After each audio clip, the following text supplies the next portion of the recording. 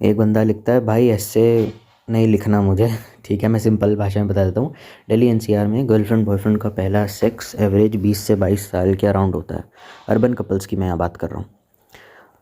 ठीक है, और बताओ।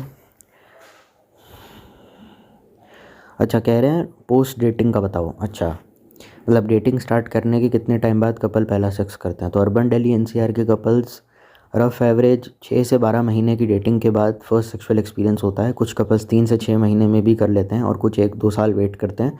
डिपेंड करता है ट्रस्ट या कंफर्ट लेवल पे।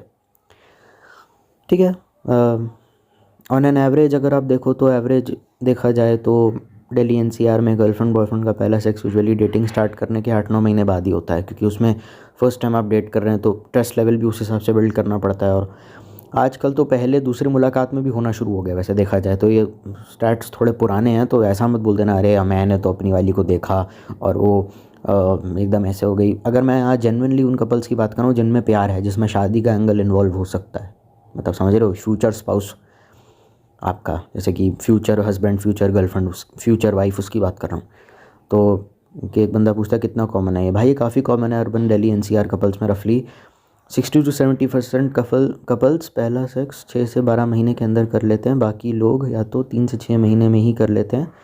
20 to 25% या 1-2 साल वेट करते हैं।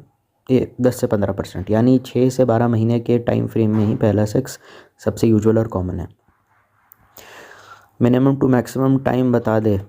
डेटिंग स्टार्ट करने के बाद फर्स्ट सेक्स का time range Delhi NCR couples में रफली मिनिमम 1 से 2 महीने, एवरेज 8 से 9 महीने, मैक्सिमम 2-3 साल हो सकता है। ज़्यादातर कपल्स 6 से 12 महीने के अंदर ही कर लेते हैं, सबसे कॉमन है। 1 से 3 महीना 10 से 15% कपल होते हैं। 3 से 6 महीने 20 से 25% कपल होते हैं। 6 से 12 महीने 50 से 60% कपल होते हैं। और सबसे ज़्यादा कॉमन होता है 1 से 2 साल 10 से 15% कपल। कब से सबसे रेयर होता है। मैक्सिमम दिल्ली एनसीआर कपल्स में डेटिंग स्टार्ट करने के बाद पहला सेक्स का मैक्सिमम टाइम यूजुअली 2 साल तक होता है। कुछ रेयर केसेस में 2-3 साल भी हो सकता है, लेकिन ये बहुत अनकॉमन हो गया आज की डेट में। अब अरेंज मैरिज का तुम पूछ रहे हो कि अरेंज मैरिज में पहला सेक्स कितने टाइम बाद होता है। तो अगर हम देखें अर्बन इंडिया में अरेंज मैरिज के केसेस में पहला सेक्स का टाइम थोड़ा अलग होता है। शादी के तुरंत बाद या हनीमून या फर्स्ट वीक 50 से 60% कपल हो जाते हैं। 1-2 महीने के अंदर 25 to 30% कपल होते हैं। 3 से 6 महीने के अंदर 10 से 15% कपल होते हैं। 6 महीने से ज़्यादा वेट तो लेस देन 5% कपल होते हैं। और ये डेटा जो है अरेंज मैरिज का ही है। मेजॉरिटी कपल्स हनीमून या फर्स्ट मंथ में ही पहला सेक्स कर लेते हैं। रेयर केसेस में पहला सेक्स 3 से 6 महीने या थोड़ा ज़्यादा वेट के बाद होता है। अरेंज मैरिज के लिए काफ़ी रिलायबल पैटर्न है। अब कोई पूछ रहा है तो ज़्यादातर कपल्स हनीमून पे क्या करते हैं, करते हैं इंडियन एनसीआर क्या, अच्छा क्या सामान ले जाते हैं, अच्छा सॉरी।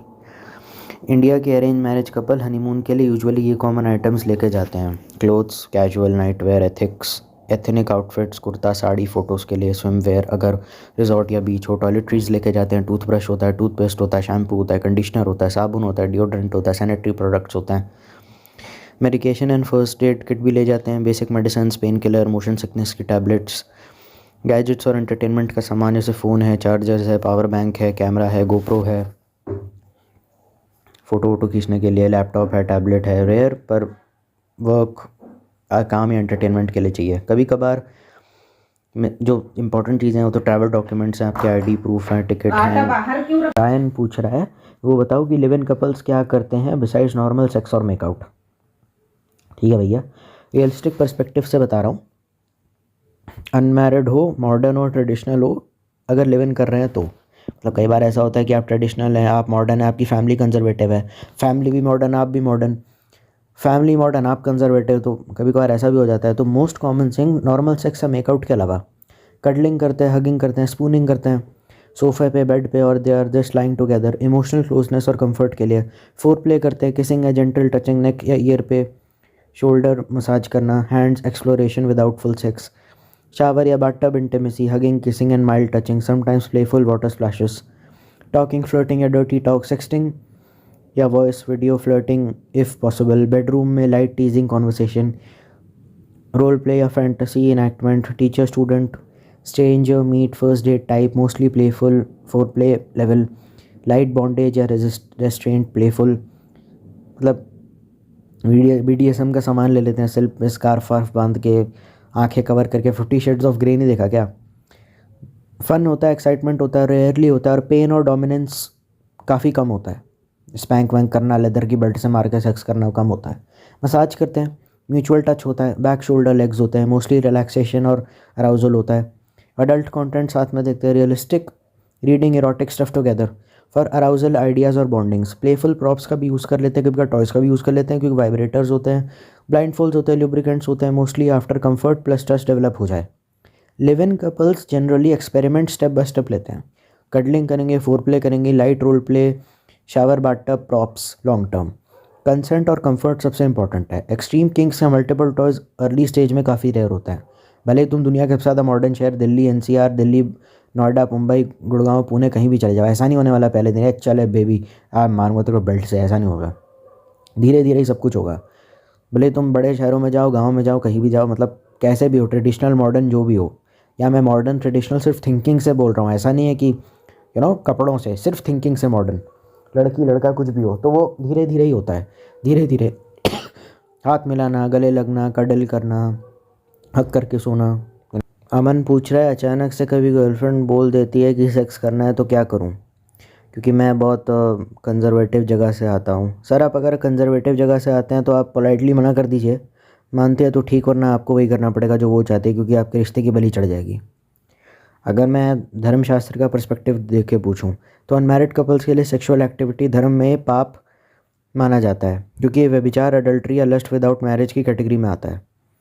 हाँ, प्रेम संबंध, गर्लफ्रेंड बॉयफ्रेंड से कोई दिक्कत नहीं है, लव मैरिज से दिक्कत नहीं है, लेकिन शादी से बिना व्यभिचार में आ जाएगा ना, क्योंकि आज तुम इसके साथ हो, कल उसके साथ हो, कल किसी और के साथ हो। गर्लफ्रेंड बॉयफ्रेंड इन सबको काफ़ी प्रेमानंद जी महाराज ने भी इनका विरोध करा है। धर्मशास्त्र कहता है मैरिज के बिना सेक्सुअल रिलेशनशिप अवॉइड करने चाहिए। अगर इमोशनल बॉन्डिंग या प्रेम जेन्युइन है फिर भी अनमैरिड सेक्स पाप माना जाता है। कोई रिलैक्सेशन या प्रेशर का रीज़न धर्मशास्त्र में जस्टिफिकेशन नहीं देता। तो रोकना चाहिए, रिस्ट्रेंट करना चाहिए, मतलब पोलाइटली मना। अगर तुम बोलोगे शास्त्र के हिसाब से सही नहीं है तो हंसेगी तुम पे, क्या बेवकूफ़ हो, क्या कैसी पौराणिक सोच रखते हो। पर देखो तुम्हारे ऊपर है कि तुमको क्या है। तुमने कहा मैं कंजर्वेटिव हूँ, या फिर तुमने कहा मैं काफ़ी ट्रेडिशनल थिंकिंग रखता हूँ, तो मैंने सबसे ज़्यादा पुराना ट्रेडिशन ही उठा के तुम्हारे सामने रख दिया है। अब तुमको इसमें से कुछ गलतियाँ लग सकती हैं कि अरे आप कैसी बातें कर रहे हैं, गर्लफ्रेंड है मेरी तो क्या पाप है, छोड़ दूँ क्या? अरे देखो भाई, तुम्हारा पर्सनल मैटर है, बंदी रखनी है रखो, नहीं रखनी मत रखो, किसी का कोई हक नहीं है उस चीज़ के ऊपर बोलने का। लव मैरिज से किसी को कोई दिक्कत नहीं है, धर्मशास्त्र को भी दिक्कत नहीं है, पर धर्मशास्त्र उसको उस कैटेगरी में डाल के कह रहा है कि तुम्हारी गर्लफ्रेंड अगर सेक्स के लिए बोल रही है तो तुम आज इसके साथ सोओगे, कल उसके साथ सोओगे, तो वैसे ही पाप है, और तुम और पाप बढ़ाए जा रहे हो। शादी से पहले सेक्स वैसे ही पाप है, और तुम जगह जगह जाके चोद रहे हो, किसी से चुद रहे हो, तो फिर वो तो पाप और बढ़ गया ना पाप, वो तो इसीलिए दिक्कत हो जाएगी, वो व्यभिचार में आ गया। लव मैरिज आप कर सकते हैं। अभी राय जिया पूछ रही है, एक लड़की के सारे जी स्पॉट्स बता दो। बहन आप खुद लड़की हैं, कैसी घटिया बातें कर रही हैं। देखो चलो ठीक है, पूछ रही हैं तो बता ही देते हैं। आपको खुद नहीं पता आपके जी स्पॉट कहाँ पे हैं? देखो पहले ही कहा जाता है लस्ट को कंट्रोल करने की सलाह बहुत सारे लोग देते हैं, सेक्स एक्सपर्ट्स, क्योंकि वो जनरली जी स्पॉट या बॉडी स्पॉट को बहुत सारे लोग लिस्ट नहीं करते हैं, बस इतना कहते हैं respect women but don't treat them like a sex object, मेरी एडवाइस है। अब देखो पहला तो औरत के शरीर में एक ही जी स्पॉट माना जाता है जितना मेरे को लगता है, जो वजाइना है। वो वजाइना के अंदर 2-3 इंच ऊपर वाली जगह, 2-3 इंच ऊपर वाली वॉल पे होता है। एक हाईली सेंसिटिव जोन है जहाँ सिमुलेशन इंटेंस प्लेजर देती है। मल्टीपल जी स्पॉट्स बोला जाता है पॉप कल्चर में, पर मेडिकली प्रूवन एक ही है। हाँ, और भी प्लेजर स्पॉट्स होते हैं जहाँ लड़की को आराम और एक्साइटमेंट मिलती है, जैसे कि क्लिटोरस होता है, लिप्स होता है, नेक होता है, ब्रेस्ट होता है, एग्जाम्पल निपल्स होते हैं, इनर थाइज होती है और ईयर्स होते हैं। जी स्पॉट्स एक ही होता है अंदर वजाइना की फ्रंट वॉल पे, बाकी जगह कोई सेंसिटिव होती है, उन्हें इन एरोजेनस जोन्स बोलते हैं। उन्हें स्टिमुलेट करके लड़की अराउस्ड फील करती है। यहाँ सबसे इम्पोर्टेंट और सम्मान, मतलब don't treat her like a sex object, ठीक है? और तो कुछ है नहीं, बस अब क्या। युग पूछ रहा है स्टैट्स के हिसाब से बताओ भैया। जितना भी आदमी औरत के बीच में सेक्स और चुम्मा चाटी वगैरह जो कुछ भी होता है, फिजिकल कांटेक्ट होता है, कि क्या मतलब लिव इन कपल्स में, ठीक है बता देता हूँ। इंडिया के कपल्स रिलेशनशिप डेटा के बेस पे जानना चाहते हो, मतलब यहाँ की रिसर्च और स्टडीज़ क्या कहती हैं। इंडिया में अवेलेबल डेटा के हिसाब से यहाँ पे सारे कपल ही ले लेंगे, लिव इन क्यों लें, boyfriend live in, married girlfriend boyfriend सब ले रहे हैं हम लोग, मैरिड कपल्स लिव इन और गर्लफ्रेंड बॉयफ्रेंड सब ले रहे हैं। किसिंग एंड कडलिंग सबसे कॉमन और स्टार्टिंग पॉइंट होता है। 70 to 80% कपल रेगुलरली इस चीज़ को करते हैं। फोर प्ले, टचिंग, नेक, लिप्स प्ले, ब्रेस्ट प्ले सबसे ज़्यादातर कपल्स के लिए इंपॉर्टेंट होता है। ओरल सेक्स का परसेंटेज इंडिया में लो है। 2010 तक तो टैबू ही था, पर अब मेट्रोज़ में काफ़ी कॉमन होने लग गया, तो 40 से 50% तक कॉमन हो गया, all thanks to porn. Role play और टॉयज़ और एक्सपेरिमेंटल चीज़ें अभी भी रेयर हैं। 10 से 15% couples, mostly young urban couples, live in में ट्राई करते हैं। रोल प्ले, टॉय और एक्सपेरिमेंटल चीज़ें बहुत कम। बाथ टब, शावर, इंटीमेसी मैंने पहले ही बता दिया था, मोस्टली रोमांटिक प्ले होता है, एक दूसरे को वॉश करना, किस करना, कडल करना, स्लिपरी टच होता है। सेक्स शावर इंटरकोर्स कम कपल्स ट्राई करते हैं क्योंकि प्रैक्टिकल यूज़, स्पेस कम होती है और स्लिपिंग का खतरा होता है। जी स्पॉट्स और प्लेजर जोन्स अवेयरनेस, इंडिया में डेटा के हिसाब से सिर्फ 20 से 25% लड़के और लड़कियां अवेयर होते हैं जी स्पॉट्स के बारे में। मेजॉरिटी कपल्स बस क्लिटोरल सिमुलेशन या पेनिट्रेशन तक लिमिटेड रहते हैं। मेट्रो और एनसीआर कपल्स में अवेयरनेस ज़्यादा है compare to small towns. I am really sorry to disrespect any small place, पर ये सारा मैं इंटरनेट से पढ़ के बता रहा हूँ। इंडिया में urban educated couple specially live in या मॉडर्न गर्लफ्रेंड बॉयफ्रेंड सेक्स को सिर्फ पेनिट्रेशन नहीं बल्कि रोमांटिक प्लेफुल एक्टिविटी के रूप में देखते हैं।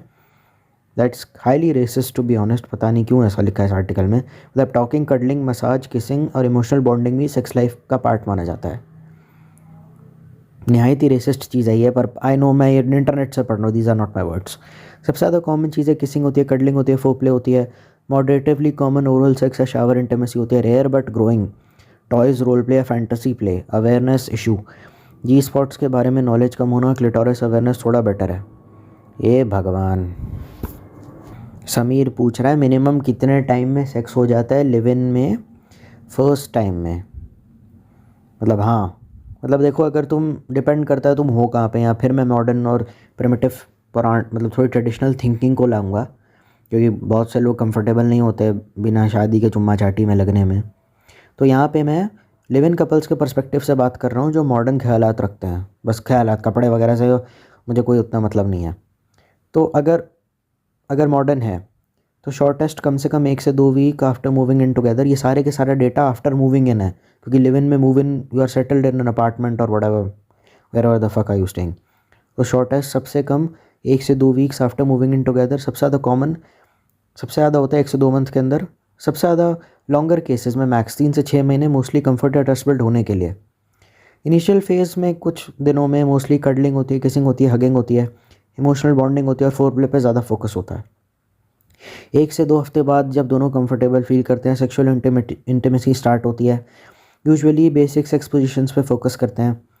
1 से 2 वीक में होता है ये सब। 1 से 2 महीने के बाद कपल्स ग्रेजुअली नई चीज़ें ट्राई करते हैं, new position, foreplay, variation. 3+ महीने तो सब advance experimentation, oral, role play, shower, intimacy सब स्टार्ट हो जाता है।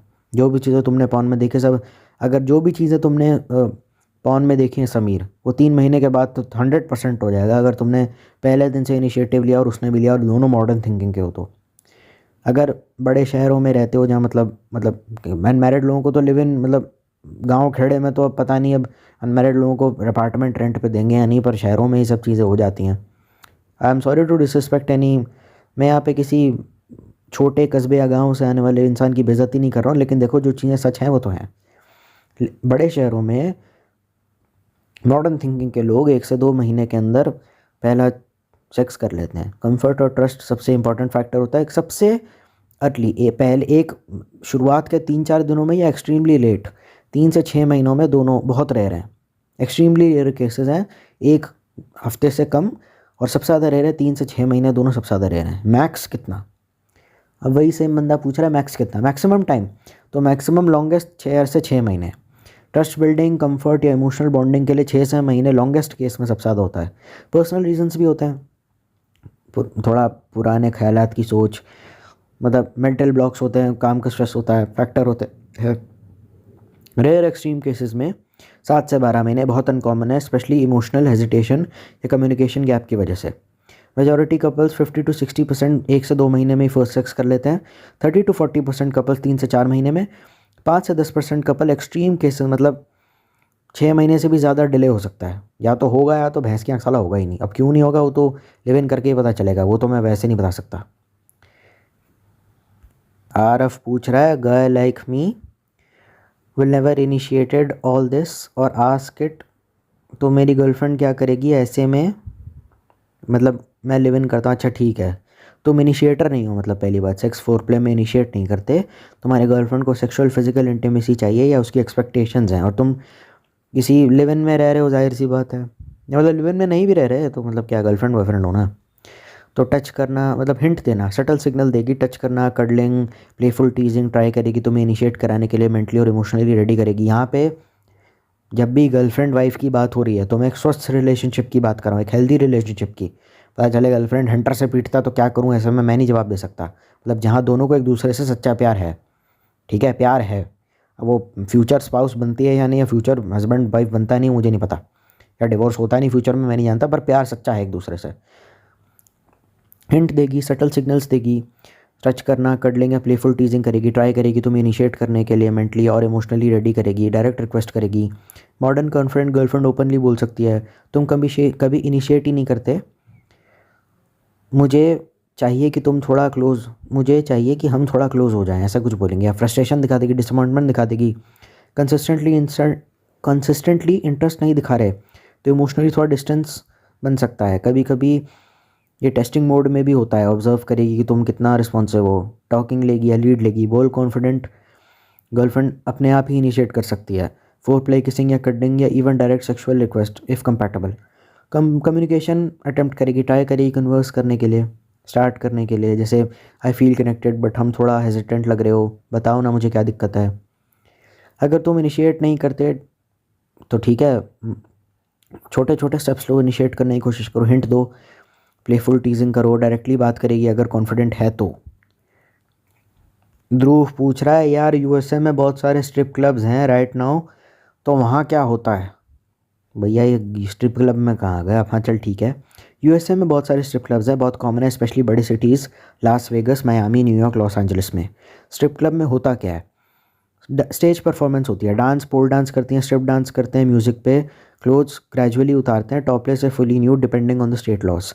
टेबल पे लैप डांस होते हैं, कस्टमर के टेबल पे आके डांस करना, लैप डांस करना, डांस कस्टमर के लैप गोद में बैठ के सेक्सुअल डांस करती हैं।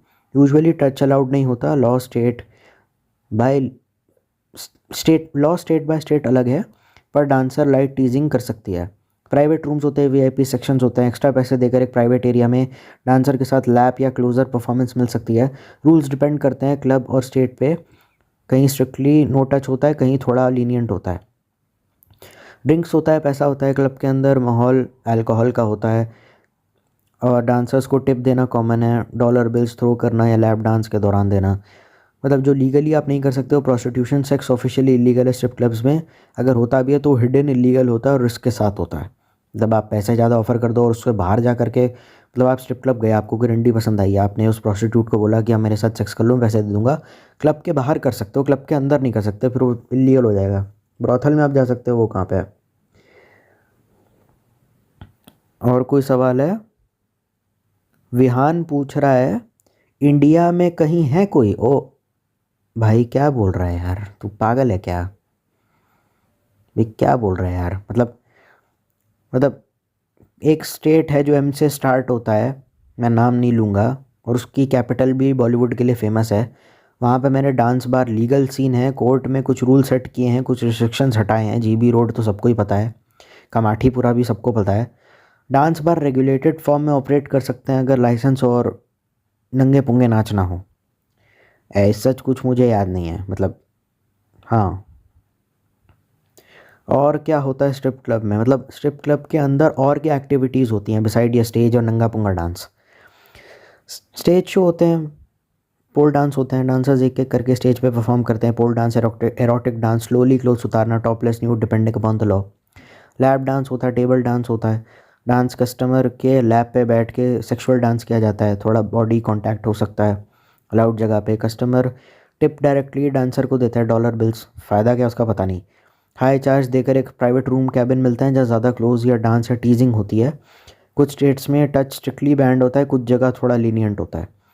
शैम्पेन रूम्स होते हैं, बॉटल सर्विसेज होती हैं। प्रीमियम सेक्शन है जहाँ पे एक्सपेंसिव ड्रिंक्स ऑर्डर करनी पड़ती हैं। डांसर के साथ बैठकर टाइम स्पेंड कर सकते हैं वाइल ड्रिंकिंग। म्यूज़िक होता है, लाइटिंग होती है। नॉर्मल क्लब में जो होता है लाउड म्यूज़िक, लाइट्स होती है, डिस्को वाइब होती है, एटमॉस्फेयर सेडक्टिव होता है थोड़ा। कॉन्वर्सेशंस हो सकती हैं, फ्लर्टिंग हो सकती है। डांसर्स अक्सर कस्टमर से फ्रेंडली टॉक करती हैं ताकि ज़्यादा टिप मिले। फ्लर्टी कॉन्वर्सेशंस भी होती हैं, फ्रेंडली टॉक करती हैं। थीम नाइट्स होती हैं, स्पेशल शोज़ होते हैं, कभी कॉस्ट्यूम नाइट हो जाती है, नर्स, पुलिस एक्सेट्रा, कभी कपल्स शोज़ या और ड्यूअल डांसर्स, पता नहीं। सेक्स लीगली स्ट्रिप क्लब में नहीं होता, अगर होता भी है तो इलीगल अरेंजमेंट में होता है जो क्लब के रूल्स के अगेंस्ट है। समझ गए। और कुछ चीज़ें जो हो सकती हैं, कस्टमर्स फ्रंट रो में बैठ करके डांसर के लॉन्जरे या थाई पर डायरेक्टली डॉलर स्लिप फेंकते हैं। बस एक स्टेटस शो होता है ताकि कौन ज़्यादा टिप करता है। इसको स्टेज टिपिंग रिचुअल बोलते हैं। कस्टमर पार्टिसिपेशन होता है, कभी कभी डांसर्स कस्टमर्स को स्टेज पे बुला लेते हैं, सिर्फ फन के लिए। लिमिटेड इंट्रैक्शन होता है। पोल ट्रिक्स या एक्रोबैट्स होता है, सिर्फ सेडक्टिव नहीं, कुछ डांसर्स फुल एक्रोबैटिक स्टंट्स करती हैं जो आर्टिस्टिक लगे। ग्रुप परफॉर्मेंसेज होती हैं, 2 या 3 डांसर्स एक साथ एक स्टेज शो करते हैं फैंटेसी वाइब क्रिएट करने के लिए। गेम्स होते हैं या गिमिक्स होते हैं। डॉलर शावर होता है, लोग हवा में पैसा उड़ाते हैं। प्राइवेट बर्थडे डांसेस होते हैं, कस्टमर या बर्थडे को स्पेशल परफॉर्मेंस देनी होती है। बार टेंडिंग, फ्लर्टिंग या स्टाफ इंट्रैक्शन होता है, सिर्फ डांसर्स नहीं, कभी कभी बार टेंडर्स भी फ्लर्टी और फन वाइब बनाती हैं ताकि कस्टमर्स ड्रिंक ऑर्डर करें। रेगुलर्स एंड कनेक्शंस होते हैं, कई कस्टमर एक ही डांसर को रेगुलरली मिलने आते हैं, फ्रेंडशिप जैसी इक्वेशन बन जाती है। कुछ लोग सिर्फ बातें करने आते हैं डांसर के साथ कंपेनियनशिप के लिए। कई लोग स्ट्रिप क्लब में जाते हैं स्ट्रेस रिलीफ है, लोनलीनेस के लिए, ना कि सिर्फ सेक्सुअलिटीज़ के लिए। वहाँ के लोग नॉन जजमेंटल या फैंटेसी वर्ल्ड क्रिएट का होता है जहाँ पे कस्टमर चाहे तो बस ड्रिंक या टॉक भी कर सकता है। मतलब नंगे नाच देख के नंगी लड़कियों पे पैसा फेंकना ज़रूरी नहीं है। वरुण पूछ रहा है, चल एक बात बता, यूएसए में प्रोस्टिट्यूशन का क्या सीन है। देख भाई, यूएसए में प्रोस्टिट्यूशन का सीन थोड़ा कॉम्प्लेक्स है क्योंकि फेडरल और स्टेट लॉ भी आ जाता है। वहाँ फेडरल लेवल पे प्रोस्टिट्यूशन इलीगल है, लेकिन स्टेट अपने अलग अलग रूल्स बनाती है। लीगल एक्सेप्शंस हो सकती हैं। नवाडा, लास वेगस के अलावा कुछ कंट्रीज़ हैं जिसमें लाइसेंस ब्रॉथल अलाउड होते हैं। यहाँ प्रोस्टिट्यूशन लीगल और रेगुलेटेड होता है। सेक्स वर्कर्स को हेल्थ चेकअप्स करवाने पड़ते हैं, ब्रॉथल्स को लाइसेंस होता है और टैक्स देना पड़ता है। लास वेगस सिटी के अंदर खुद प्रोस्टिट्यूशन इलीगल है, पर नवाडा के कुछ रूरल एरियाज़ में अलाउड है। बाकी का बचा हुआ यूएस से ऑलमोस्ट सारी कंट्रीज़ में प्रोस्टिट्यूशन इलीगल है। अगर पकड़े गए तो दोनों सेक्स वर्कर और क्लाइंट पे फ़ाइन या जेल हो सकती है। बहुत बड़े बड़े सिटीज़, न्यूयॉर्क हो गया, एलए हो गया, मियामी में प्रोस्टिट्यूशन अंडरग्राउंड चलता है। एस्कॉर्ट सर्विसेज ऑफिशियली कंपेनियनशिप के नाम पे, पर हिडन सेक्स वर्क होता है। स्ट्रीट प्रोस्टिट्यूशन लॉ इन्फोर्समेंट काफ़ी स्ट्रिक्ट होता है। Online escort ad, sugar dating type arrangement होती है। स्ट्रिप क्लब्स लीगल हैं पर वहाँ प्रोस्टिट्यूशन ऑफिशियली अलाउड नहीं है। Happy ending, massage parlours type जगह भी कभी कभी चलते हैं, पर वो टेक्निकली वो इलीगल ही होता है। लीगल सिर्फ नवाडा के कुछ रूरल एरियाज़ में ब्रॉथल सिस्टम होता है। लीगल यूएसए के बाकी सारे स्टेट्स में होता है। प्रैक्टिकल बड़े शहरों में एस्कॉर्ट अंडरग्राउंड सीन चलता है, पर रिस्क के साथ होता है। आरोहन का सवाल है, भाई अगर रंडी के पास जाना है तो क्या करें। I mean if I am at home so can I call her home. तो देखो यार, मैंने खुद कभी सेक्स किया, मतलब पता नहीं, याद भी नहीं कब साला किया होगा। और वो किया भी था दारू के नशे में किया था, मुझे तो याद भी नहीं किया हुआ था, नंगा ही उठा था मैं। एक ही बात करा होगा शायद लाइफ में मैंने। तो पहली बात, कानून चेक करो। इंडिया में प्रोस्टिट्यूशन का लीगल स्टेटस काफ़ी कॉम्प्लेक्स है। सेक्स वर्कर्स खुद हर जगह क्लियरली इलीगल है, लेकिन ब्रॉथल रनिंग और काफ़ी ज़्यादा इलीगल है। यूएसए में भी काफ़ी स्टेट्स वेरी करते हैं, सिर्फ नवाडा के कुछ कंट्रीज़ में रेगुलेटेड है, ब्रॉथल्स अलाउड है। इसलिए पहले लोकल लॉ समझ ले। इलीगल जगह पे किसी को घर बुलाना खतरा है, लीगल ट्रबल या सेफ्टी का रिस्क भी दे सकता है। अगर तू फिर भी कॉन्टैक्ट करने का सोच रहा है तो पहले सेफ्टी देख ले, लाइसेंस या लेजिटिमिटी देखो। अगर कोई एजेंसी एस्कॉर्ट सर्विस लीगल है तो उसका लाइसेंस या रिव्यूज़ चेक करो। पब्लिक मीटिंग पहले कर लो, पहले पब्लिक प्लेस में मिलो। घर बुलाने से पहले ट्रस्ट या बहाने का कोई सेफ़ तरीका हो। आइडेंटिटी और कंसेंट देखो, दोनों का क्लियर कंसेंट होना चाहिए। एज वेरीफाई करो, 18-19 से होनी चाहिए।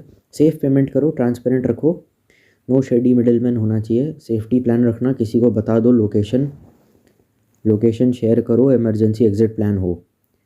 और कुछ नहीं, बस अपनी हेल्थ वगैरह देखो, कॉन्डम वगैरह यूज़ करो, देखो कोई दिक्कत तो नहीं होनी चाहिए, एसटीडी वगैरह ना हो उसको। कोई दिक्कत बहन पता है ना, कर देते STD हो जाता है। देखो अगर तुमको फिजिकल इंटीमेसी चाहिए तो डेटिंग ऐप्स है, कंसेंशुअल पार्टनर्स है, लीगल एस्कॉर्ट एजेंसीज हैं अगर जो रिस्ट्रिक्शंस अलाउ करता है। मतलब लोनलीनेस है, सेक्सुअल फ्रस्ट्रेशन है तो थेरेपिस्ट के पास जा सकते हो, सेक्स थेरेपी ले सकते हो, काउंसलर ले सकते हो, लो रिस्क का लॉन्ग टर्म इम्पैक्ट ले सकते हो। एक्साइटमेंट है अगर है तो अडल्ट एंटरटेनमेंट स्ट्रिप क्लब, मतलब लीगल है और consensual role play with partner है। If curiosity about paid services and legal services जैसे नवाडा है, research licensed brothels and real rules, और उनके रूल्स भी देख लेना कॉन्टैक्टिंग से पहले।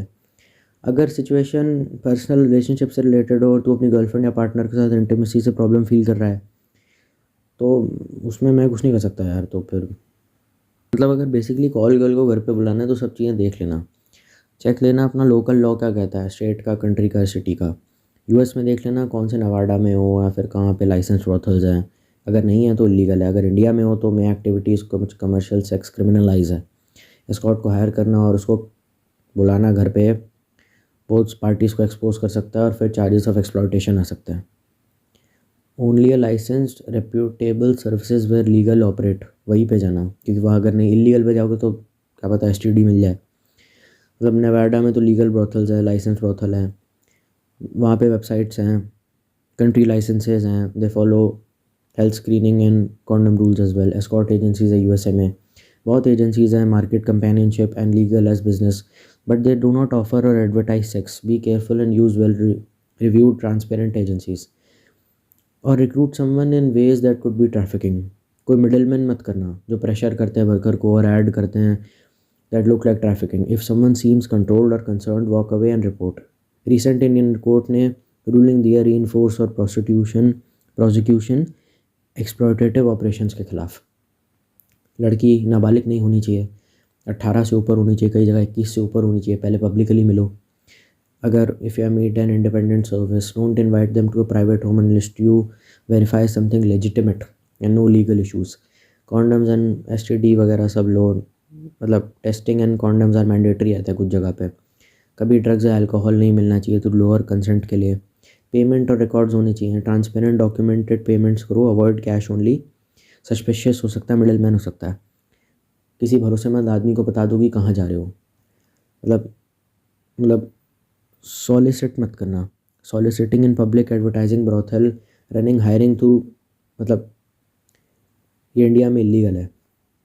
अगर अगर प्रोस्टिट्यूट कंसर्न्ड है, कंट्रोल्ड है और working under someone else strict control तो walk away if you see any of these. Age ID can not be verified, request to meet only in private without any verifiable age और background reviews. Pressure to pay up in front cash में to unknown लोगों को। Someone who offers extra that are clearly legal है, तो ये सब चीज़ें मत करना। विहान कह रहा है विदेश का छोड़, तू इंडिया का बता दे। ठीक है मैं इंडिया का बता देता हूँ, शॉर्ट फैक्ट्स बताता हूँ। No single legalization of prostitution, मतलब जैसे कि मतलब selling sex by an adult is not itself a blanket offense but as per Indian law, but many related activities are illegal। मतलब running a brothel, pimping, soliciting, living off earnings of a prostitute,